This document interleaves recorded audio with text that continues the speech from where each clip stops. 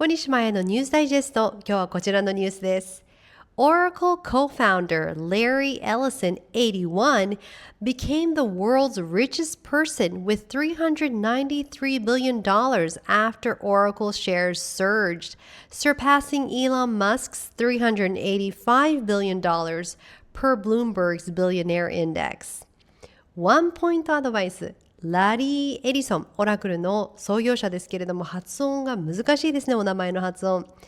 Larry、最初 L で始まります。そして途中 R ですので、音変わりますよ。最初の L は、舌をですね、前歯の後ろにしっかり押し当てて、ラ、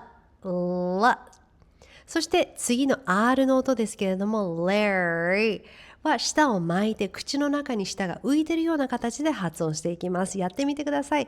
Larry。